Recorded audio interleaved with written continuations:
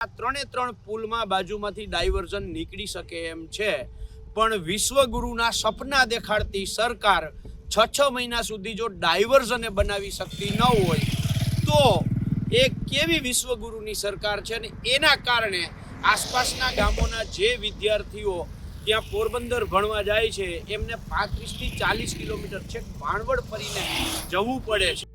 ગુજરાતના રસ્તાઓની વાત કરીએ કે પછી ઓવરબ્રિજ પુલની વાત કરતા હોઈએ તો એની પરિસ્થિતિ કેવી છે, એ કેવી પરિસ્થિતિમાં ચાલતા હતા એ બધાને ખબર છે. એટલે સુભાષ બ્રિજનું ઉદાહરણ એકદમ અત્યારનું તાજું ઉદાહરણ છે કે જ્યાં સુધી ત્યાં એકદમ નીચેનું પાણી ન દેખાયું સાબરમતીનું ત્યાં સુધી એ પુલ ચાલુ હતો.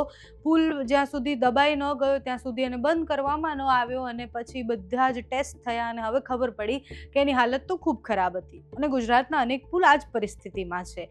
એના ટેસ્ટ થયા પછી બધા રિપોર્ટ આવ્યા પછી પણ એ પુલને સુધારવાની કામગીરીથી લઈને એ પુલ સિવાય બીજા કયા પુલથી જઈ શકાય કે બીજી કઈ વ્યવસ્થા કરી શકાય એના ઉપર કોઈ ગંભીરતાથી ધ્યાન નથી દેતું. એવા અનેક પ્રશ્ન લોકો કરતા જ હોય છે.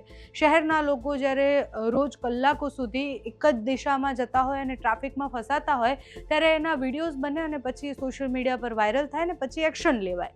પણ ગામડાઓના લોકો જ્યારે આ પરિસ્થિતિમાં ઝઝૂમતા હોય, આ પરિસ્થિતિથી રોજ ખેડૂતો નીકળતા હોય ત્યારે એના ઉપર એટલી નજર નથી પડતી ને એના ઉપર એટલી ચર્ચા પણ નથી થતી. વાત અત્યારે પોરબંદરથી જામનગરને જોડતા 2-3 પુલ એવા છે કે જે અનેક ગામડાઓને જોડતા હોય છે. એ 3 પુલ 6 મહિનાથી બંધ છે.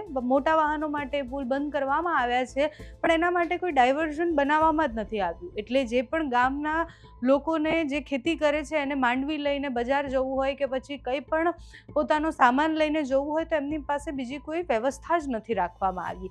એટલે એક જ પુલ એવો હોય કે જે જોડતો હોય તો એની જગ્યાએ ડાયવર્ઝન કરી અને બીજી જગ્યાએથી રસ્તો કાઢી અને એમના માટે કોઈ વૈકલ્પિક વ્યવસ્થા જ કરવામાં નથી આવી. જામનગરથી પોરબંદરના એ રસ્તામાં 3 જેવા પુલ એવા છે કે જે બંધ કરી દેવામાં આવ્યા છે. 6 મહિનાથી એ બંધ પરિસ્થિતિમાં છે. પાલ આંબલિયા જે ત્યાંથી પસાર થતા હતા તો ત્યાંના સ્થાનિક લોકોએ એમની જોડે આ રજૂઆત કરી અને પછી પાલ આંબલિયાએ એક કરી અને બધાનો વિડીયો લઈ અને આખી માહિતી પણ આપી. સાથે એમણે પણ સવાલ કર્યા કે વિશ્વગુરુના આપણે સપના જોઈએ છે ત્યારે આપણું ઇન્ફ્રાસ્ટ્રક્ચર કેવું છે, આપણે કઈ પરિસ્થિતિમાં રસ્તા છે આપણે એનું ધ્યાન રાખીએ છીએ, ખેડૂતો કઈ પરિસ્થિતિમાં જીવે છે એનું ધ્યાન રાખીએ છીએ, તો આપણે કયા વિશ્વગુરુ બનવાના સપના જોઈએ છે. આ બધા જ પ્રશ્ન ખેડૂત નેતા પાલ આંબલિયાએ કર્યા છે. ત્યાંની પરિસ્થિતિ શું છે, કેટલા સમયથી કયા પુલ બંધ છે અને ખેડૂતો શું રજૂઆત કરી રહ્યા છે તે સાંભળો. અત્યારે હું જામનગર અને પોરબંદરને જોડતો રસ્તો જે છે જામનગર પોરબંદર હાઈવે એના મોડ પર પાસેના પુલ ઉપર ઊભું છું અને આ પુલ જે છે એ સરકારે 6 મહિના પહેલા જર્જરિત અવસ્થામાં છે એમ કરી અને આ પુલને અહીંયા બ્લોક કર્યો છે. આ એક પુલ નહીં, આવા 3 પુલોને બ્લોક કર્યા છે ભારે વાહનો માટે. હવે સવાલ એ છે કે તમે બ્લોક કર્યા છે એની હારે કોઈ વાંધો નથી, ભારે વાહનો ન નીકળવા દો એની હારે એ વાંધો નથી, પણ જ્યારે પુલ તમે બંધ કરો છો તો બાજુમાંથી ડાયવર્ઝન કાઢવું ફરજિયાત છે. આખો રસ્તો તમે બંધ કરી શકો નહીં. અને આ 3 પુલમાં બાજુમાંથી ડાયવર્ઝન નીકળી શકે એમ છે, પણ વિશ્વગુરુના સપના દેખાડતી સરકાર 6 મહિના સુધી જો ડાયવર્ઝને બનાવી શકતી ન હોય તો એ કેવી વિશ્વગુરુની સરકાર છે. અને એના કારણે આસપાસના ગામોના જે વિદ્યાર્થીઓ ત્યાં પોરબંદર ભણવા જાય છે એમને 35 થી 40 કિલોમીટર છેક ભાણવડ ફરીને જવું પડે છે. આ પરિસ્થિતિનું નિર્માણ થયું છે ત્યારે સરકારશ્રીને નમ્ર વિનંતી છે કે આ જામનગર પોરબંદર એટલે કે મોડ પરથી પોરબંદરની વચ્ચે હાઈવે ઉપરના જે 3 પુલો જર્જરિત કર્યા છે એનું તાત્કાલિક તમે ત્યાંથી ડાયવર્ઝન કાઢી આપો એવી આસપાસના ગામોની વિનંતી છે. ભણવા જવામાં એવું થાય પાલભાઈ કે છોકરા પડે છે, એક્સિડન્ટ થાય, હવે મૂકવા જવા, રૂંઢે તેડવા જવા, છતાંય ભણતર બગડે છે. સમજી લ્યો, કારણ કે ટાઈમ હોય નહીં, પછી મૂકવા જવા, હવે ટાઈટના મૂકવા જવામાં મોટરસાઇકલમાં પડે. અમારા ગામમાં 2-3 એક્સિડન્ટ આ બાબતમાં થયા છે.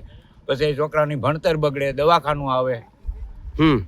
આ પ્રશ્ન છે એટલે ડાયવર્ઝન વહેલે તકે કાઢવાનું. આ કેટલાક મહિનાથી આ બંધ છે? 6 મહિનાથી આ બંધ છે. 6 મહિના ડાયવર્ઝન જ નથી કર્યું? કંઈ નથી કર્યું. 6 મહિનાથી એંગલ મારીને વયા ગયા. આ જે ડ્રાઈવર પાલભાઈ રસ્તો પુલ નબળો છે, બંધ કરીને અમને કાંઈ તકલીફ જ નથી. સારું પુલ હારા થાય તો આપણા માટે જ ફાયદો છે, પણ વસ્તુ એ છે બંધ કરીને પેલા ડ્રાઈવર્ઝનની વ્યવસ્થા થાય એમ છે તો કેમ નથી કરી દેતા? અત્યારે અમે જે આ પુલ બંધ કર્યો 6 મહિના થયા એટલા હેરાન થઈએ કે ટેકામાં માંડવી લઈને જવી તો આ બાજુથી કોઈને માંડવી લઈને આવવું હોય તો માંડવી લઈને જ નીકળી શકે એમ ટ્રેક્ટર. તો ખેડૂત બોલેરો નીકળી શકે એમ નથી. તો જાવું કેમાં ભરીને વાથી માંડવી લઈ આવીએ, અહીંયાથી હેરફેર કરવાની, નીચે ગુણી ઉતારવાની, જેટલે એંગલ નીચે નીકળે એટલે. તો અમારે કેમ કરવું? તે પછી અમે અમારા સ્વ ખર્ચા અમે સાઈડમાં ડાયવર્ઝન કર્યું. 6 કલાક મશીન લાવીને જેટલું થયું એટલું કર્યું. પણ ડાયવર્ઝન એવું છે કે પાલભાઈ ખર્ચો વધારે છે. 2-4 દિવસ હાલે નદીમાં પાણી, હવે તો ઓછું થયું ત્યારે પાણી વધારે જતું. બરોબર, એ ડાયવર્ઝન અમને નડતું નથી. આ ડાયવર્ઝન કોણે કર્યું? એ ડાયવર્ઝન અમે જ કર્યું છે, અમારા ખર્ચે, ગામ લોકોએ. ગામ લોકોએ. અમે લોકોએ જાત મહેનતથી જેસીબી લાવીને 6 કલાક આમાં મશીન લાવીને કર્યું છે. એના અમે કોઈ પાસેથી પૈસા નથી લીધા. અત્યારે મોડ પરથી જસા પર જતો રસ્તો બંધ છે, રોડનું કામ હાલે છે. હવે જે ભારે વાહન અમારા બસો જે રાણાવાવથી આમ ફરીને જે આવતી એ બસો અત્યારે રોડનું કામ ચાલુ છે, એ રસ્તો બંધ છે. એનું કરતી બસ આવતી નથી. હવે બસ જે એ બાજુ આવતી અત્યારે બસ બંધ થઈ ગઈ. તો હવે અત્યારે વિદ્યાર્થીને જવું તો ક્યાંથી જવું? બરાબર. જે અમારી બસ આવતી આમ રાણાવાવથી બોયડી થઈ, સતપુર થઈને તરસાઈ, જાંબુસર ફરીને મોડ પર આવતી. એ તો આ પુલ બંધ થયો એટલે ફરવા જતી ને. આ પુલ બંધ થયો એટલે બસ એમણી ફરતી હતી. હવે આ પુલ બંધ છે અને એ રસ્તાનું કામ ચાલુ થયું અમારા આરસીસી નું. તો જ્યાં ડાયવર્ઝન નીકળ્યું એ અમે કાઢી લીધું. પણ મોડપર ગામ પછી કલ્યાણપુર જસાપર વચ્ચે જે 250 મીટરનું રસ્તાનું કામ ચાલુ છે, અત્યારે આરસીસી નું કામ થઈ ગયું છે. હવે 1 મહિને 20 દિવસે એ પુલ ખુલશે, ત્યાં સુધી વાહન અમારે હલાવવા ક્યાંથી? બરાબર. એટલે એ જે બસો હાલતી એ પણ બંધ થઈ ગઈ. ત્યાર પછી અમે એવા ડાયવર્ઝન વાળા બસ લોકો એમ કે છે કે ભાઈ વ્યવસ્થિત થાય તો આમાં અત્યારે પેસેન્જર લઈને અમે બસ ના લાવીએ, કે એમાં બસ ફસાઈ જાય છે, વ્હીલ ફરી જાય છે અને ટાયર ફાટી જાય. આ વ્યવસ્થિત જો ડાયવર્ઝન કરી દે તો અમને કાંઈ પુલ આરે તકલીફ નથી. તો અમે ડાયવર્ઝન તાત્કાલિક બનાવી દઈએ. ઓકે. અને જેટલા રસ્તા બંધ કર્યા મોડ પરથી બિલેશ્વર સુધી, ત્યાં બધી જગ્યાએ ડાયવર્ઝન નીકળે એમ છે. એ બધા 3 જગ્યાએ રસ્તો બંધ થયો, 3 જગ્યાએ ડાયવર્ઝન કાઢી નાખે. રસ્તો રેગ્યુલર ચાલુ થઈ જાય એમ છે. પોરબંદર જામનગર રસ્તો અટકે એમ નથી.